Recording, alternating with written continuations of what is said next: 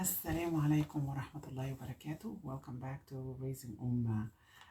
So a couple months ago, I posted a video about the curriculum I use for my second grader, and I promised I will post videos about the curriculum I use and the things I use with my other children. So I know it took me a while, but here I am. So I'm gonna this video is going to be about my fifth grader. Now he's a rising sixth grade grader. So in fifth grade, here's what I used. For math, I used teaching textbooks. They used to, and they still have actual print books that you can print or have online. But now it's an app that you can download and that the kids use, and I talked about it before. I believe it's one of the I guess for me as a mother, it's a perfect curriculum for math, because here how it works. They log in to the app. They have the whole curriculum, the whole book. They can access an ebook if they want to take a look at it, or they can just go on the app to go to the lesson is read out to them, and they explain the lesson step by step, and then they do practice problems, and then they have the questions, and it's and they always review, so that the questions at the end of each lesson, it's they start with reviewing, and then questions about the new lesson. I think it's a spiral curriculum. So the good thing I like about, and of course it has at the end of you're gonna have a grade book, which is good for high schoolers, because you have the grade right there for transcript and a proof of work, completion of work. So the reason why I like this, it's completely independent. The child, he's a fifth grader. He's been using it for, I believe this was his second year. It's like the parent is not involved unless the child doesn't understand something. Then I go and I explain things to him. Other than that, he logs in, he listens to the lesson, and then he works out the problems on his own and done. I don't have to be involved in anything. So that was really good. So teaching textbooks, that's what I use. And then for language arts, I used this book, Learning Language Arts Through Literature, and it comes in different colors. The levels come in different colors, and the purple was for the fifth grader. It comes with a student book, and teacher book, and then it comes with, for those of you who know us, we are a very literature-based family, so we always go after any curriculum that is based on literature and reading, and that's one of the reasons why we use this. Last year, I used The Good and the Beautiful with him. He hated it. He didn't like the layout of the lesson, and he didn't like even the book choice. But this year, he had to read Farmer Boy, Katie Woodlawn, The Trumpet on the Swan, and Number the Stars. And he enjoyed every single book of these books. He enjoyed it very much. He enjoyed Farmer Boy really. And for those of you, by the way, since we're here, for those of you who are looking for good books for their young adults, these are great books, clean literature, and it's very enjoyable. He enjoyed it, and he would come back to me, especially this one. I was surprised because it's a World War II. It's kind of real, what do you call it? Historical fiction. So he loved it. The Trumpet and Swan, I was also surprised that he did like it very much, because it's animal based, so the characters are animals. and he was kind of skeptical in the beginning, but then when he read into it, he loved it so much. This one, he's still reading it, but he's enjoying it. And this one was, I think that was his first book, and he loved it so much. So it was also a good read. So the way this curriculum works, he did enjoy the book, and although he did, he said, I like it, but for next year I want to try a different curriculum. So I don't know what that exactly means, but sometimes they just want to try different methods and different ways and explore what's out there. But he did say that he liked the curriculum. The way it works is not the entire book is based on this. They have units that is based on the book, and how this goes is they have like portions, like it's let's see. So they have, for example, a portion from the book. And then from this portion, they ask questions and they talk about, they teach grammar, they teach vocabulary and writing through this book, about this, based on this book. So let me see if I can just get, yeah. So this is, for example, the trumpet and the swan. All right. So here, this is the summary of the book. And then these are vocabulary. So they say that here's this. These are the vocabulary, and it tells you which chapter they were in, and they ask you to find the definition and write it in your own sentence. So first, when you read it, guess what it means in the book, and then try to find out the definition in the dictionary, and then write it down and write it in your own sentence, and then here fill in the blank using these vocabulary. Then questions about the chapter for comprehension, and then story activities. So keep a daily diary like Sam did, ending each entry with a question. Write in it every day for a week. So that was an activity. Draw a map of a camp that was in the story. So that's map activity, you know. Do you think it was important for Louise to pay the music store owner the price of the trumpet? So questions like this for comprehension. This is not for comprehension. This is more of discussion questions. And then here, these are the activities that they're going to learn based on this book. Antonyms, commas and direct address, comparing adjectives, compound sentences, compound verb, conjunction, contractions, homonym, interjection, preposition, parts of a letter, quotation. So here they get a portion from the story, and then here's a good thing I like.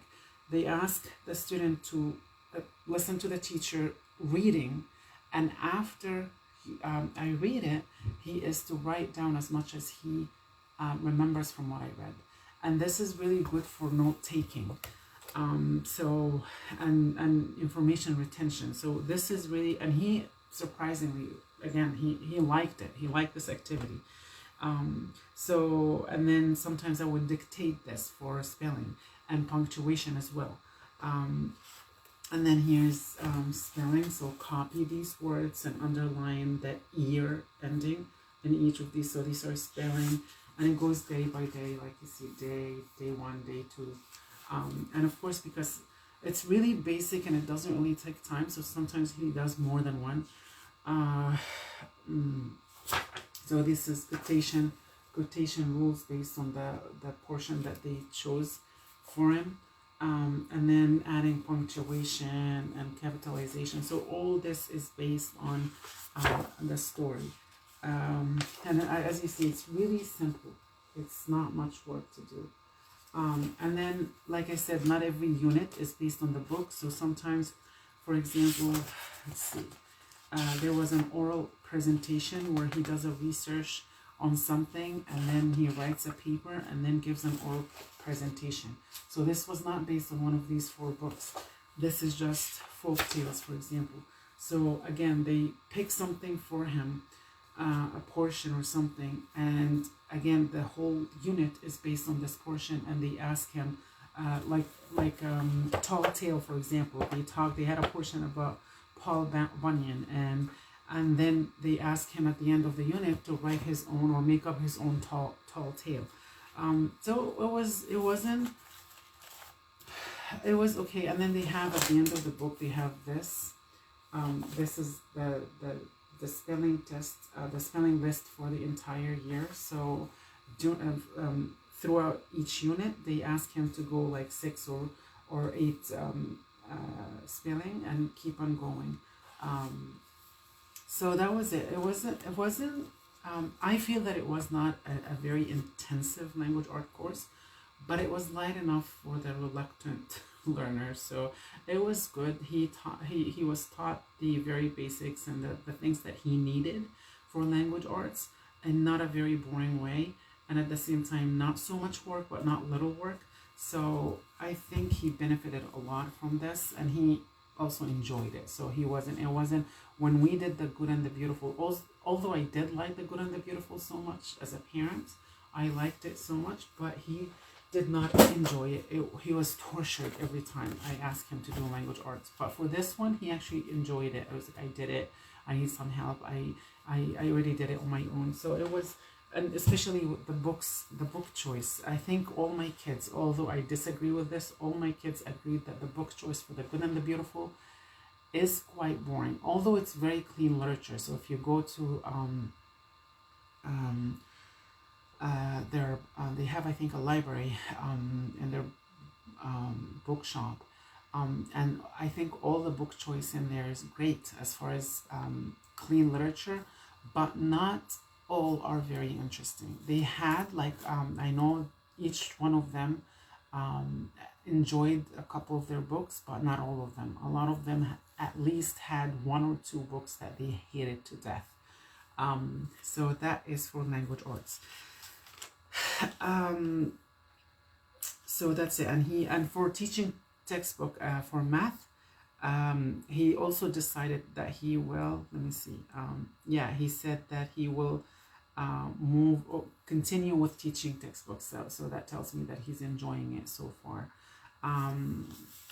He was on the verge of changing teaching textbook, to be honest, but he didn't give me good reasons why.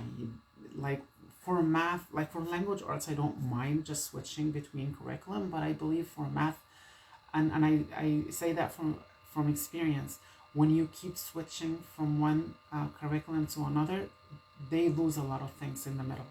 I feel that because math is like it builds, it builds on each other.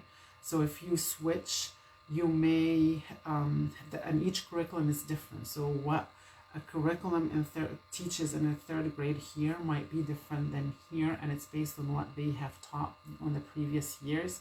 So you may end up losing some information or some lessons in the middle, or you may end up repeating a lot and being bored. So I don't like to switch math curriculum so much. I learned that from experience.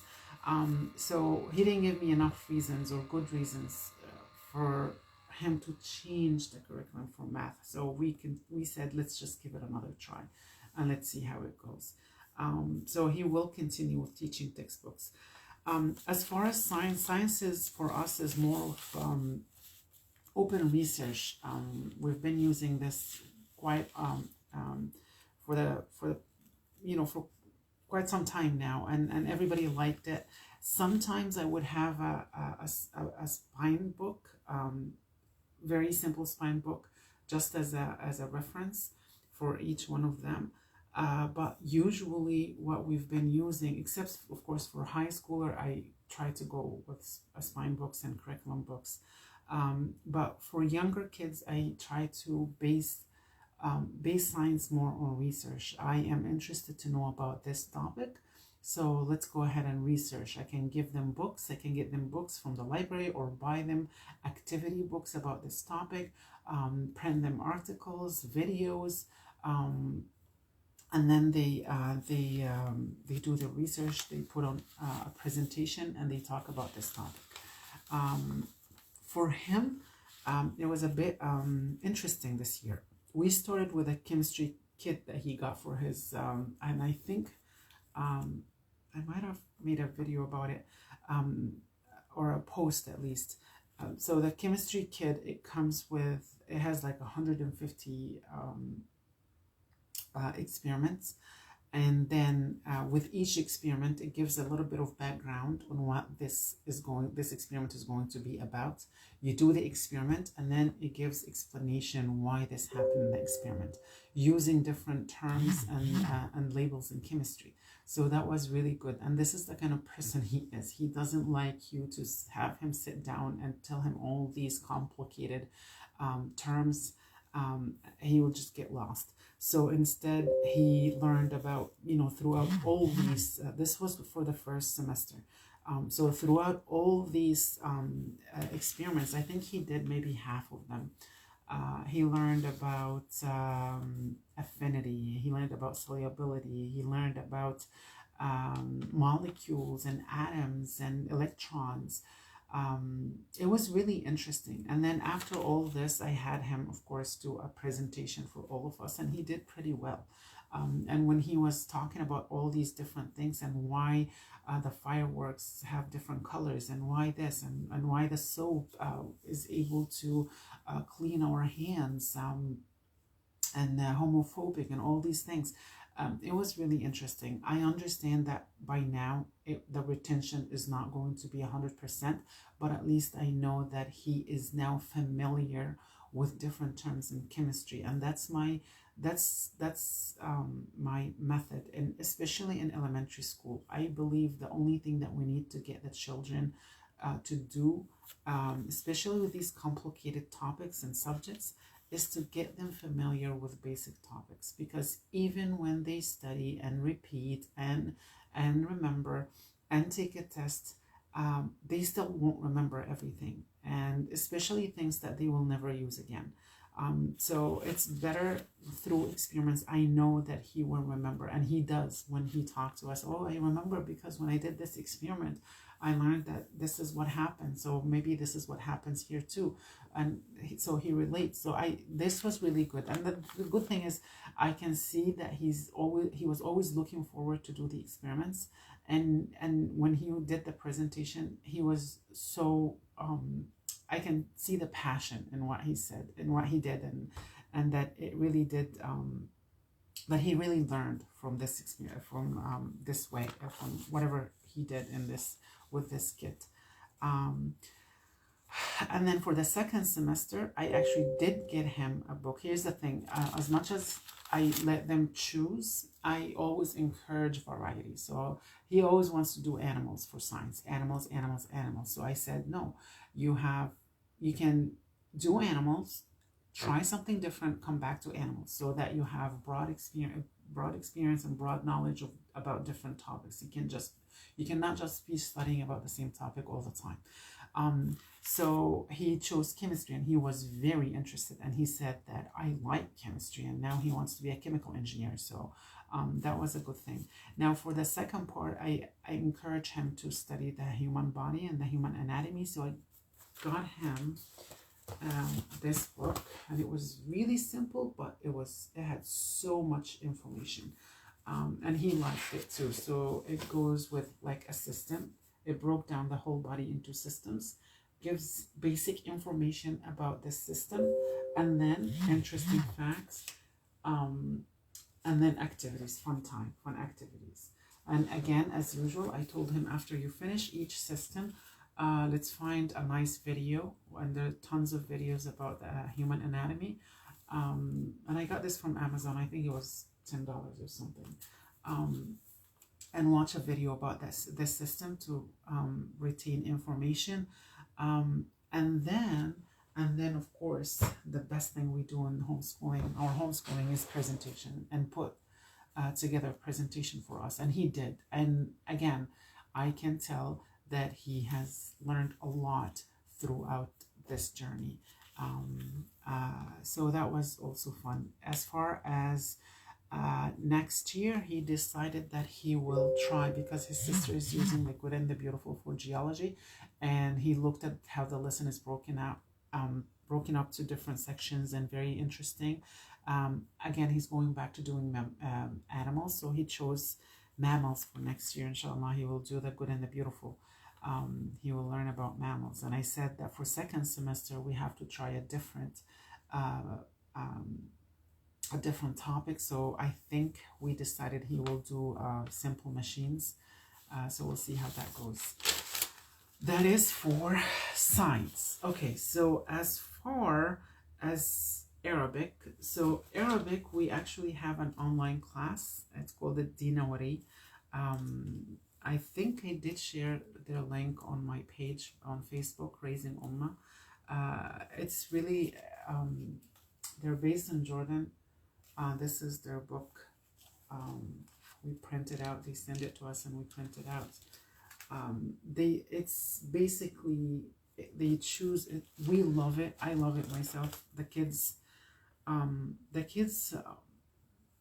cannot lie and say they enjoy it, but we all agree that they learn a lot in this class. And I think the only reason why they don't enjoy it so much is because it is tough. It's not easy class. And kids tend to want just fun things.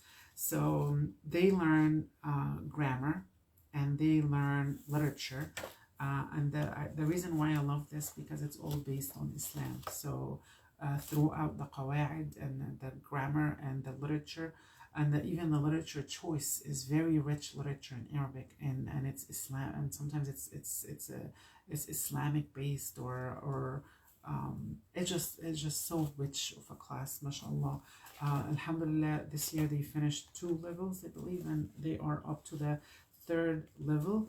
And with that, I have them get a book in Arabic, of course, and they read it and they discuss it with me. They read for 15-20 minutes and they discuss with me every day as part of the conversational part of Arabic what they have read. That's it for Arabic. So between this class and the free reading every day and the 10-15 minutes with me explaining to me what they have read, and maybe I have discussion with them in Arabic about it, I think that was it. And the reason why that was it, because I don't think that alone is enough, because they were doing Islamic studies in Arabic too. So I counted this as part of the Arabic as well. And so far for the next year, Alhamdulillah, Hamza is going to be part of a kind of an online Islamic studies academy. So it has an Arabic curriculum that covers grammar and so many things. So I believe that will cover the Arabic, but we still have the Dinawari as part of our Arabic curriculum, if it's the Islamic Studies Academy that he's going to be part in is not going to be intensive enough for us. Now that will take me to the Islamic Studies. Now the Islamic Studies was also, okay, the sun is right in my eye.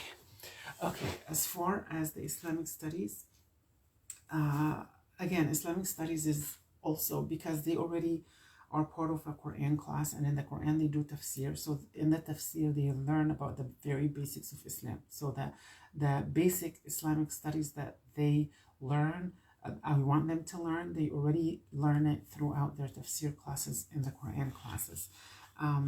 But so I decided that for older kids, a little bit older, that's still elementary and middle school, I let them research different things. Like, let's say for this year, for example, he did لأنك الله. He started Kitab لأنك الله, and it covers some of the names of Allah subhanahu wa ta'ala.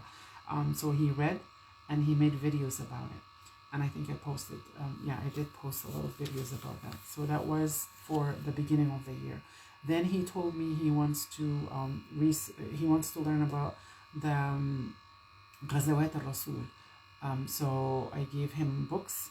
He read, and there was some cartoon about it too. So so he watched the cartoon, and he would make videos about it. And then he wanted to to learn about الصحابة. So I give him another book. He read through some of the Sahaba and he made a few videos about it.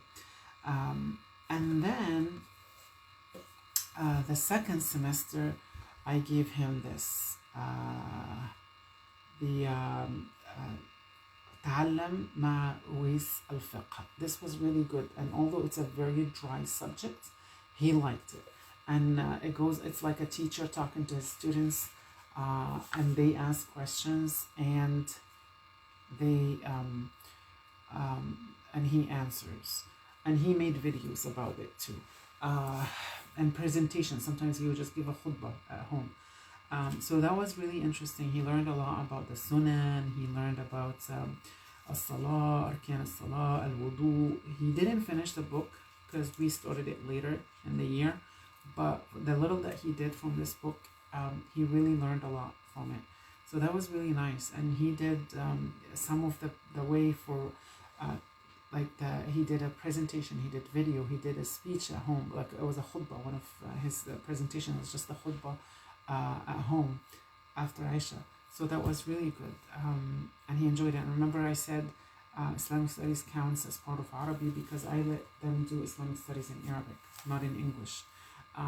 So that was really interesting, and he liked it. As far as next year, inshallah, like I said, he's alhamdulillah registered in one of the Islamic Studies Academy online, and he's really excited about it. And they learn really, and it's not based on age, which I like, because they have basic information presented to all age group. So they take, well, the youngest is 12, but alhamdulillah they took him because he's only 11. So it's a lot of book and a lot of work, but he seemed to like it. They had like an introduction. It's called معهد الشرعي مؤسسة إعداد الدعاة. It seems to be interesting. We just had the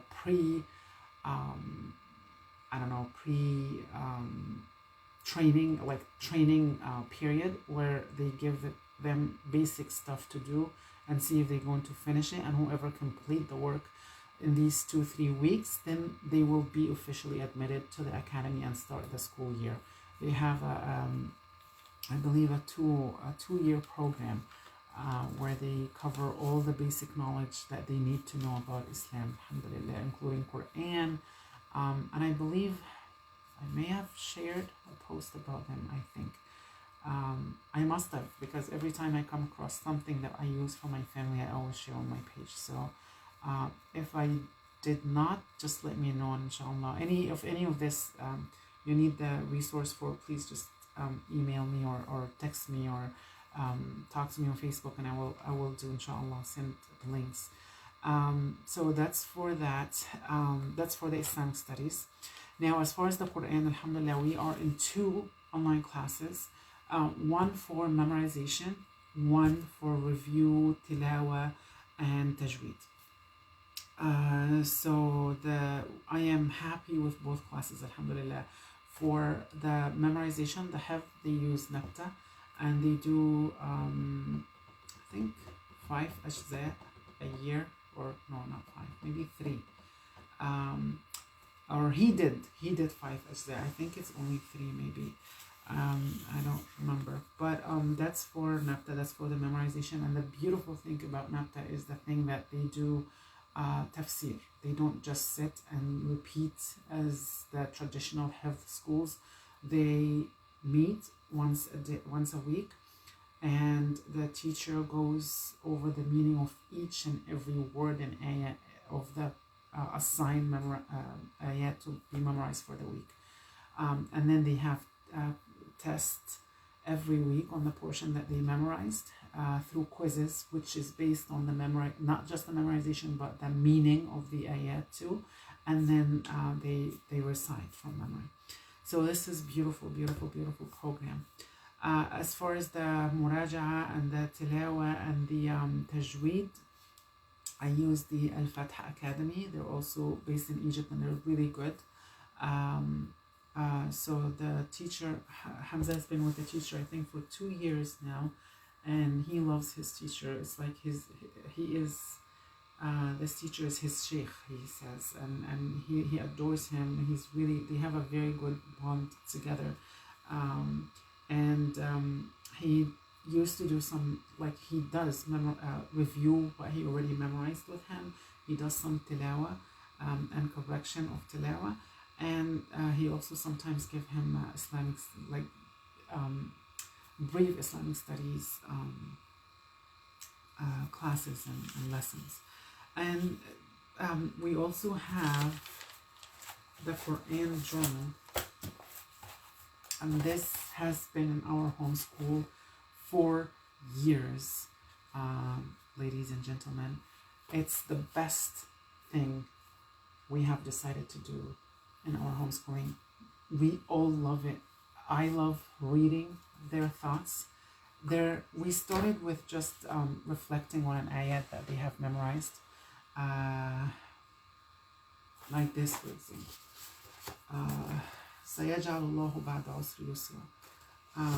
The way it works, they draw something on this side.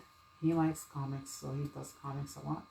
And then briefly they write the ayah and something about it based on the ayah and related to their drawing. But then we expanded and we said, let's do 1 day reflection on an ayah and 1 day being grateful for something. Like أنا أشكر الله على, here he says الوضوء, ablution, and then he draws something and he says why. And I, like you see, I correct it and I write a little note about how what I think about it. And as you see, of course, sometimes it's in Arabic and sometimes it's English. I try to let them rotate between Arabic and English for an added practice of Arabic. I always try to squeeze Arabic everywhere. So, أشكر الله على الطعام. Here. Here, he reflected on the name of Allah al-Wakil. So, and this is the one thing that since we have started, we have not changed. If anything, we just add more to it. Like we add, like he said, it was just Quran journal, but then it was gratefulness and being grateful for what Asma'ullah al-Husna. Here, this is an ayah. So this, I encourage everybody, even people who don't homeschool. This is a very, very nice activity. It's a very nice activity. So that is for the Quran. And as far as the Quran, we're not changing anything. This is exactly what we're going to do for the new year. And then we come to social studies, history, and geography. For geography, it's very simple. We have, every year we do simply Charlotte Mason visits to continent. So we covered so far, or an area. So we covered so far the Middle East, the Canada, and United States. Oh, that's it. All right. So this way, this year we did it a little different. The book is very simple. They do have literature. First, they have books, living books. All right, living books that you read based on this area. Let's see if we have it here. Yeah, right here. Materials needed. So this is it. They have all these for grades 1 to 3. They have all these books, which is based in Africa. And then we have from 3 to 12 another book. So these books, I read it to them as part of the family basket. So we learn about the area all together. And then they have, that's how it works. So this is the blank map. And every day they add a country or 2 or 3 or 4. All right. And then you do it yourself. You look at it, remember, add, and then you keep adding every day till the end. You're supposed to do it with 2 books, actually. Let me see if I can get the books. Yes, right here. you're supposed to do with this Hungry Planet, which tells you the people of each country, what they eat, and how much you know, how much their food costs, and you know, kind of gives you a glimpse of the country through the food, all right? And then they have some information about this country. Now, and then this material world global family portraits. So they have pictures of, they visit a family from each country, and they tell you how they're living their life. So it comes with this, with these two books. It doesn't come with them, you have to buy it, but it's fairly simply Charlotte Mason. It's that's actually the website. They're fairly cheap, they're not very expensive. So you're supposed to get these books with this, and then they ask you questions with the lesson, based on one of these books or both books. Now, I have only one of my 3 kids who are doing this, who like this activity, but the rest hate this activity. So, and for that, I told them, okay, let's not do these 2 books, but we're not just going to do map work, or we have to learn more. So what I told them to do is, you go, every time you add a country to your list, to the map, you watch a small video about this country and write information that you learned, like interesting information that you learned about this country, and you're going to put me a nice presentation by the end of the year. And that's exactly what they did. I have, they really liked they would look, each one of them found a YouTube channel of a traveler, a blogger, who travels and puts on videos about the country that he travels or she travels.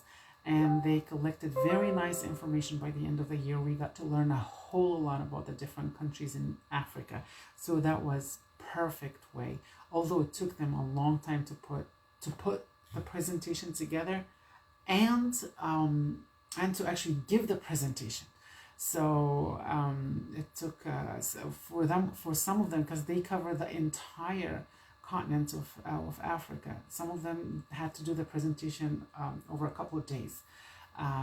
So that was that. And then I think we're going to continue with the same curriculum for next year, except that we decided to do Asia and Europe, because they already did the Middle East. So we're going to finish the rest of Asia, and then we're going to do Europe. And it will be the same way. They still don't want to do this, except my oldest one. She likes these 2 books. So but what we decided to do, instead of each one of them do all the countries, we're going to divide the countries on the 3 of them.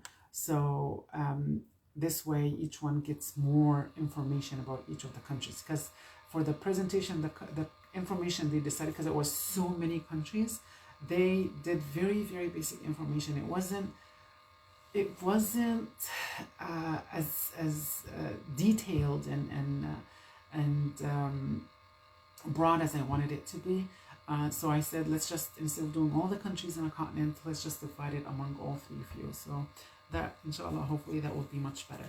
But that was it for geography, alhamdulillah. And by the end of the year, aside from the presentation, I also, of course, give them a map test. So yeah.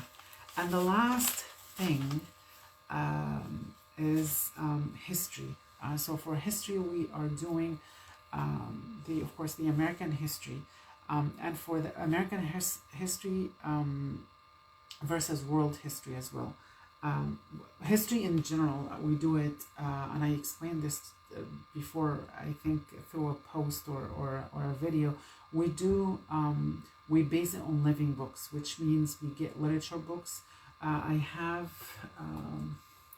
let me get this.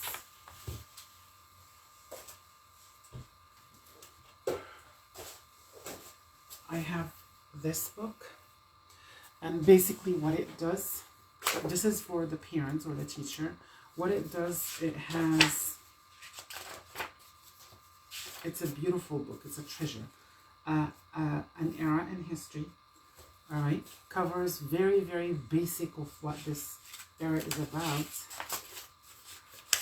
And then it suggests different literature based on this time period. And then it gives the author information, activities to do, discussion questions, vocabulary. All right. So it has suggestion for group study, small group reading, right? And then another small group. And then at the very end, all right, it's just beautiful. More titles with the age group recommendation. And then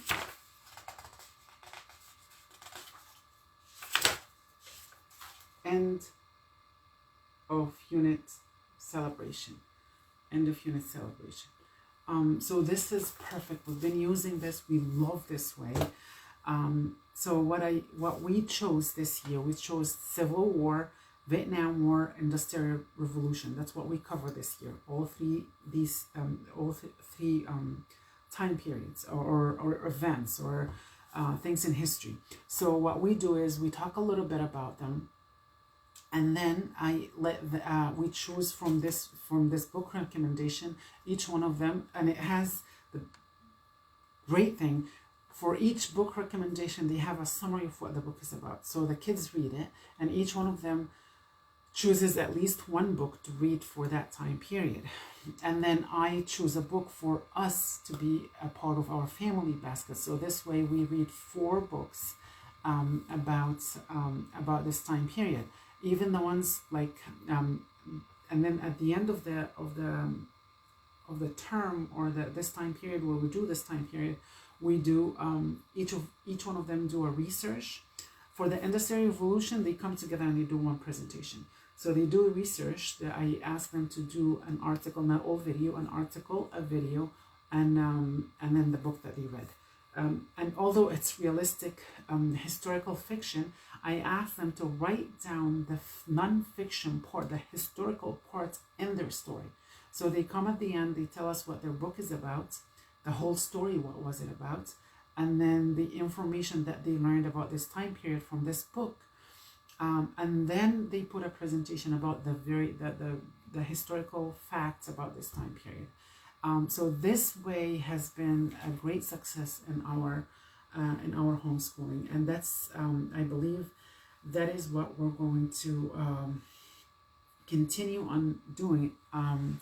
At least for him, that's what he's going to do. Besides, I chose to. I have some these books that I will be adding to my family basket. So this way I make sure that they at least have a solid background of the major events in history, whether it's in the American history or the world history. This will be in part of my family baskets. And I will have a separate video for my family basket, inshallah. But that's it for my 5th grader. Seems to be too much. That's what my kids say, but it really isn't. But anyway, let me know if you need. I will try, inshallah, with this video to post all the resources as much as I can. But if I leave out anything, or if you need anything, or you have any questions about anything, please feel free to contact me and connect with me, inshallah. I hope this was beneficial to whoever spent the time listening to me. And inshallah, I will see you all in another video. Assalamu alaikum wa rahmatullahi wa barakatuh.